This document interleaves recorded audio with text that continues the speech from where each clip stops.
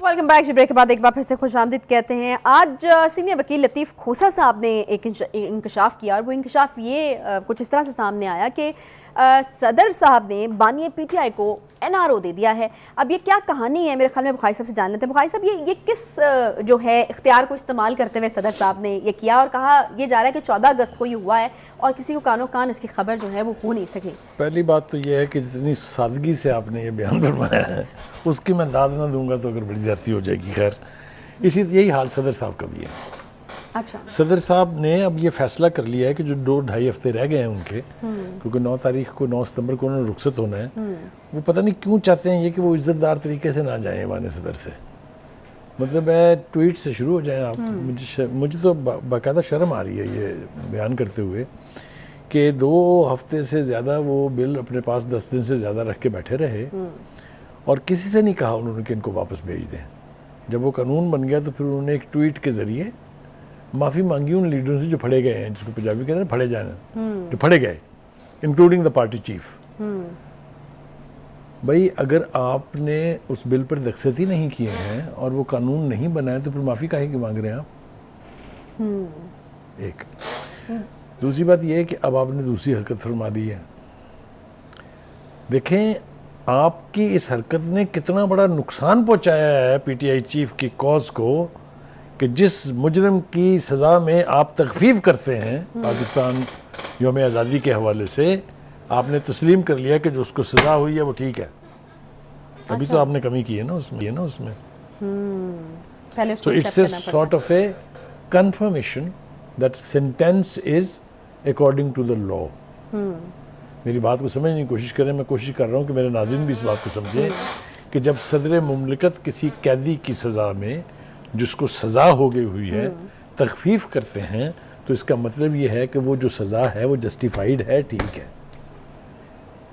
سمجھ گئے بخاری صاحب؟ ہاں نہیں آپ جان بوجھ کے بخاری صاحب نہیں دیکھیں نا, بہت سارے تو ایسے ہمارے ہاں لوگوں کو سزا ہوئی ہوتی ہے جو بیچارے پتہ نہیں کتنی دیر کے بھگت لیتے ہیں, بعد میں پتہ چلتا ہے جی کہ انہوں نے تو کوئی جرم نہیں کیا تھا.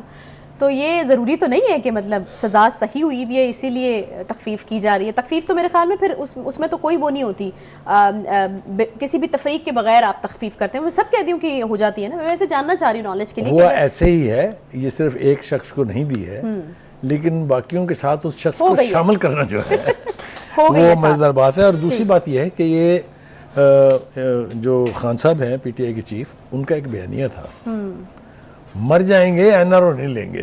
اچھا, تو وہ کسی نہ کسی طریقے سے مل گیا.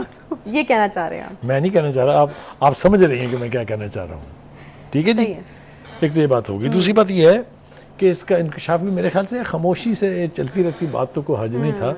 وہ جو more loyal then the king ہے نا کھوسا صاحب, انہوں نے آج اس کا انکشاف فرمایا ہے کورٹ کی پروسیڈنگ کے دوران. اچھا, تو یہ بات جو ہے یہ جس کو کہتے ہیں نا آسمان پہ چڑھ گئی ہے. کھوسا صاحب کا مسئلہ ہے. کھوسا صاحب درینا پیپلز پارٹی کے رہنما تھے اور اپنی پوری جوانی اور پورا ایک طویل عرصہ جو ہے کئی ڈیکیڈز انہوں نے پیپلز پارٹی کی پلیٹ فارم سے اپنے آپ کو نمایاں بھی رکھا, اپنے آپ کو یعنی اعلیٰ ترین عہدوں پر فائز بھی کروایا. لیکن پھر اچانک ان کے اندر کا عمران دار جاگ پڑا ہے.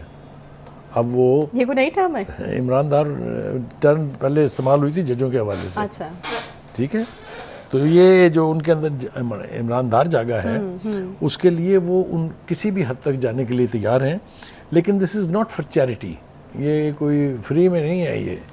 ان کو خان صاحب سے بیٹے کے لیے ٹکٹ چاہیے تھی, سمجھ نہیں نا آپ میری بات.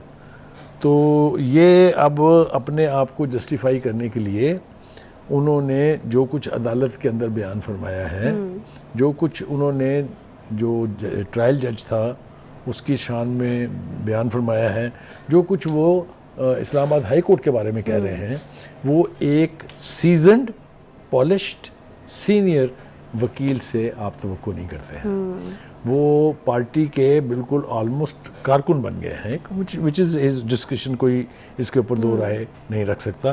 مگر ان کو یہ موقع کیوں ملا ہے؟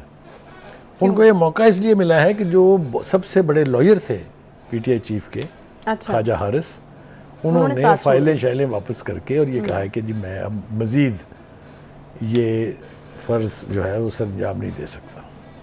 مطلب مختلف قسم کی توجیحات اس کے حوالے میں دی جا رہی ہیں. کوئی کہتا ہے کہ جی ان کو فیسیں ملنی بند ہو گئی تھی, لہٰذا انہوں نے کہا جی آپ پڑھو اپنے کیس, اللہ حافظ. کوئی پریشر بھی ہو سکتا ہے ان پہ؟ دوسرا جو جواز انہوں نے دیا وہ اس سے بھی زیادہ ڈینجرس ہے. وہ کیا ہے؟ وہ یہ کہہ رہے ہیں کہ جو قانونی ٹیم ہے چیف صاحب کی, اس میں کوئی ڈسپلن نہیں ہے. اچھا.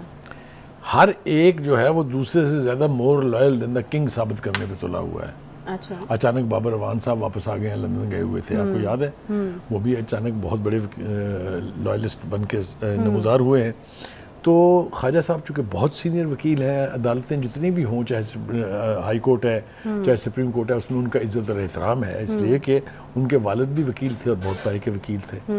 تو کہنے کا مطلب یہ ہے کہ یہ بھی ایک دھچکا ہے خان صاحب کے جو لیگل بیٹل چل رہی ہے اس کے لیے کہ خواجہ حارث جیسا شخص جو ہے وہ اپنے آپ کو علیحدہ کر لے. تو یہ سب کچھ جو ہے عدالتوں کے اندر ہو رہا ہے. تو ان کو ان کی جگہ ٹیک اوور کیا ہے کھوسا صاحب نے؟ جی, کھوسا صاحب آٹومیٹکلی پھر دین ہی از دی سینئر موسٹ, تو پھر وہ آ گئے. تو وہ آ گئے ہیں. لیکن یہ سینئر موسٹ وکیل کھوسا صاحب کافی طویل آج بحث بھی کی گئی ہے ان کی طرف. کافی لمبی چوڑی بحث ہوئی اسلام آباد ہائی کورٹ میں. پہلے خیال یہ تھا, جس طرح کل سپریم کورٹ نے کہا تھا کہ 12 بجے تک آپ سنیں اور پھر ہم 1 بجے سنیں گے اس کو. جی. تو بیٹر سینس ہیز پریویلڈ, کیونکہ اس کے اوپر بہت کرٹیسزم ہوا, سوشل میڈیا میں بھی ہوا, ٹی وی ٹاک شوز میں بھی ہوا, ہم نے بھی کیا تھا کہ جناب یہ فیصلہ تو پہلے آپ نے سنا دیا ہے کہ ٹرائل جج نے بڑی غلطیاں کی ہیں, اس میں تو بڑے لکوناز ہیں, اس میں تو بڑے لوپ ہولز ہیں, اور آپ نے ایک طرح سے ڈکٹیٹ کرایا ہے اسلام آباد ہائی کورٹ کو. تو thank God better sense has prevailed. نہ صرف یہ کہ آج اسلام آباد ہائی کورٹ نے کنکلوڈ نہیں کی وہ پروسیڈنگز, سپریم کورٹ نے اس کو منڈے تک کے لیے ملتوی کر دیا ہے.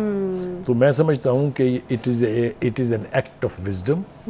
یہ بہت اچھا کیا ہے, ورنہ یہ بہت کنٹروورشل ہونے جا رہا تھا جو بھی فیصلہ سپریم کورٹ اس کے اوپر کرتی ہے. صحیح ہے, صحیح ہے. اچھا, پاکستان بار کونسل کے رہنماؤں نے بھی آج بات کی اور میرے خیال میں کافی لاجیکل بات ہے. وہ کہتے ہیں کہ عدالتوں کو غیر سیاسی ہونا چاہیے, نہیں چاہتے کہ عدالتوں کو مخصوص نام سے پکارا جائے. میرے خیال میں کافی ٹھیک بات ہے. مطلب اب جس کو بھی جو ہے وہ مخاطب کر کے کئی ہو یا جس سے بھی مطالبہ کیا گیا ہونا, تو آئیڈیلی یہی چاہیے کہ عدالتوں کو مخصوص نام سے نہیں پکارا جانا چاہیے, عدالتوں کو غیر سیاسی نہیں ہونا چاہیے. اس سے آبویسلی ہمارے ہاں جو قانون اور انصاف جو ہے, لوگوں کا اس کے اوپر سے اعتماد جو ہے وہ اس کو ٹھیس پہنچتی ہے یا اس میں کمی آتی ہے, جو کہ ہونی نہیں چاہیے. اچھا, مجھے حیرت ہوئی آپ سے سن کے کہ اس اعتماد کو ٹھیس پہنچتی ہے. وہ اعتماد ہے باقی ابھی؟ ہماری عدالتوں نے ایسے فیصلے کیے ہیں کہ عدالتوں کے احترام کا بھرکس اڑ گیا ہے. لوگ ججز کو جس ناموں سے پکار رہے ہیں, سپریم کورٹ کے جج کے بارے میں رائے زنی کرنا اتنا آسان کبھی بھی نہیں تھا. ایک ان کا احترام تھا جس کے پورا قوم احترام کرتی تھی, اس لیے کہ وہ انصاف کی سب سے بڑی عدالت ہے. وہ انہوں نے اپنے آپ کو پارٹیزن بنا کے ایسے فیصلے کیے ہیں کہ لوگ ان کو مختلف ناموں سے پکارتے ہیں. یہ جو پاکستان کی بار کونسل کے جو چیف ہیں, حسن پاشا صاحب شاید نام ہے ان کا, انہوں نے یہ سپریم کورٹ کو کہا ہے, کسی اور کورٹ کو نہیں کہا, کہ سپریم کورٹ کو یہ نہیں لگنا چاہیے کہ وہ کسی خاص پارٹی کی طرف ٹلٹ رکھتی ہے یا ان کا کوئی فیوریٹ لیڈر ہے. یوٹیوب پر گوگلی ٹی وی دیکھنے کے لیے youtube.com کی سرچ بار میں گوگلی ٹی وی ٹائپ کریں. گوگلی ٹی وی کے پیج پر سرخ رنگ کے سبسکرپشن والے بٹن پر کلک کرنا نہ بھولیے. یوٹیوب پر اپلوڈ ہونے والی ویڈیو سے باخبر رہنے کے لیے بیل آئیکن پر کلک کیجیے. آپ کو ہر نئی آنے والی ویڈیو کے بارے میں نوٹیفیکیشن موصول ہو جائے گا.